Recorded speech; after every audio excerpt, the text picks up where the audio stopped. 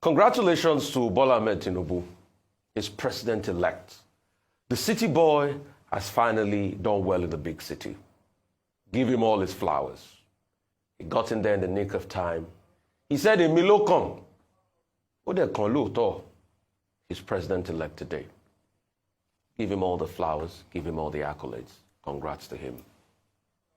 But how did he win? He won an election that was very divided. That INEC broke its own laws, pure and simple. He won an election where INEC reneged on his own promise. And people started talking, but INEC wouldn't listen when it's been showed he broke his own laws. INEC said, "I will hurriedly go ahead," but people pointed to INEC that he broke his own laws. There are sections 60 of the Electoral Act that deal with transmission of results. People now are making the argument, INEC guideline. Is INEC guideline a law? Let's not deceive ourselves. The guidelines were there, and they are laws to be used for the elections.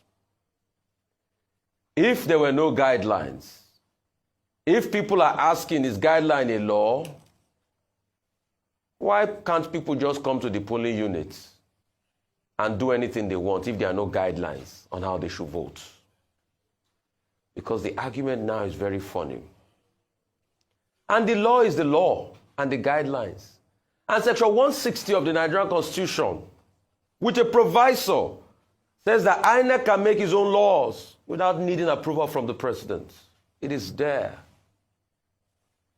So INEC went ahead to break its own guidelines by not transmitting results.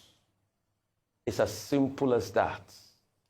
And that is the context here. I keep hearing people talking about 25%. That's a red herring. The substantive issue here is that did INEC violate its own guidelines?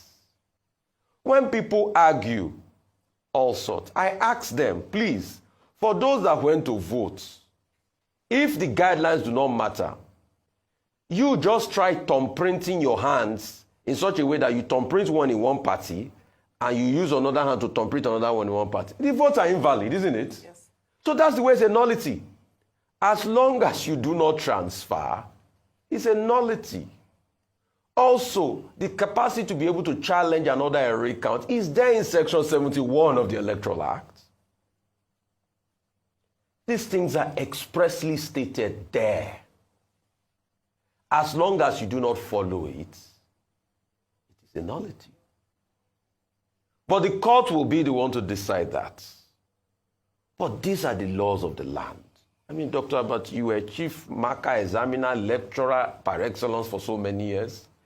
If I was in your literature class and you gave me an examination, Dr. Abbott, and you say answer 2 out of 4, and I answer 4, what would you do? Are you not going to cancel the 2 I answered and mark the only 2 that you stipulated I should answer?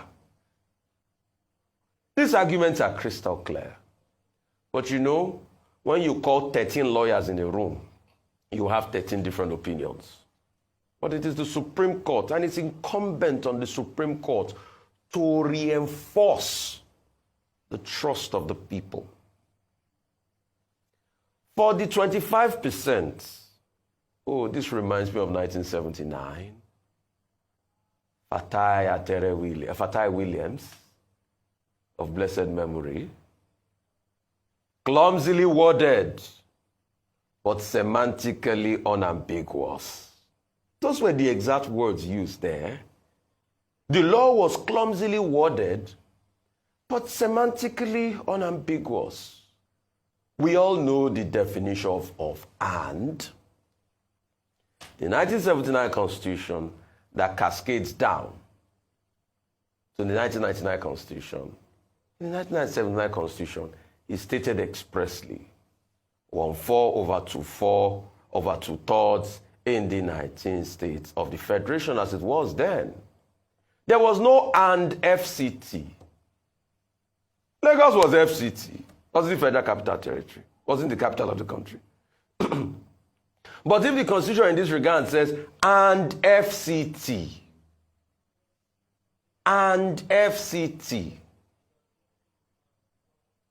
Rufai, standalone entity, Dr. Abati, Mr. Efeni, and Ayo.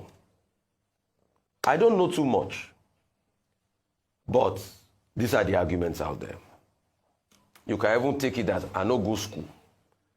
Moving forward, President Muhammadu Buhari, his letter of congratulations reminded me pretty much of the letter or the words said by Umar Musa Yar'Adua after he won in 2007.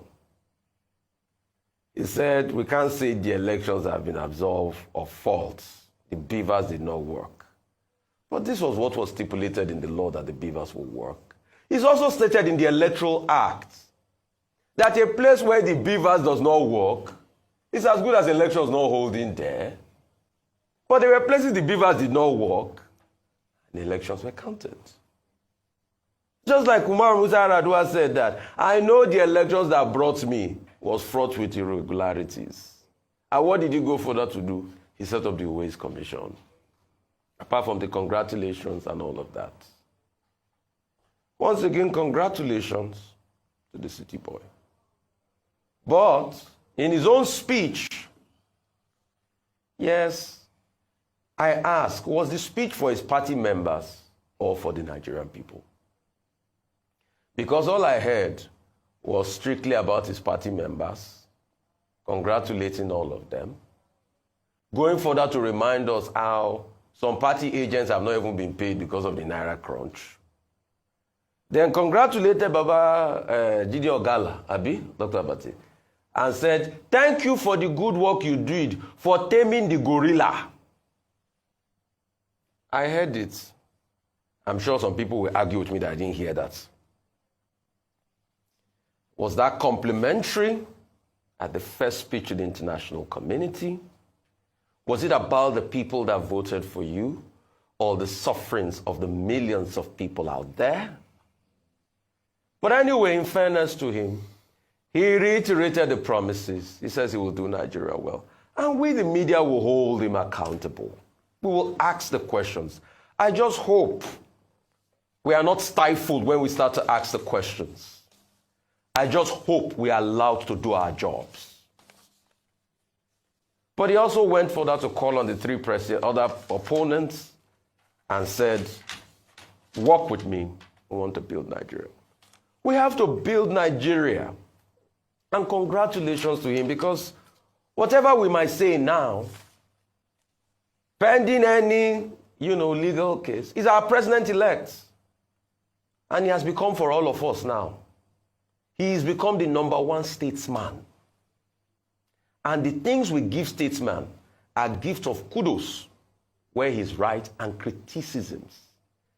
Criticisms are the engine. It's the oil that oils the engine of any nation to success. So we congratulate him. But all those vitriol against other people were needless. The international community, everybody was watching that first attempt. He has started by going to the courts. So we might as well continue the legal battle, because a case was filed, like Dr. Abati said, in Kano yesterday, and the legal fireworks have opened. It is going to be a lot of long nights of litigation, and lawyers will be richer than anything else. I'm sure they are sharpening everything, getting ready. They have a right to earn their decent pay, please, don't get me wrong. But the big question will be, our national anthem says to build a nation where peace and justice shall reign. The question on our table as Nigerians this morning, and kudos to you, hard-fighting Nigerians, that came out to believe in this country once again, despite all that has happened, because you are the real heroes. Whatever mandate is the mandate of you, the Nigerian people. But I leave you with this. Have we built a country where justice shall reign to be able to beget peace? If we have not built that country, I'd like to quote the words of Che Guevara. Hasta victoria me sempre. Until we build that country where peace and justice shall reign. Hasta victoria me sempre.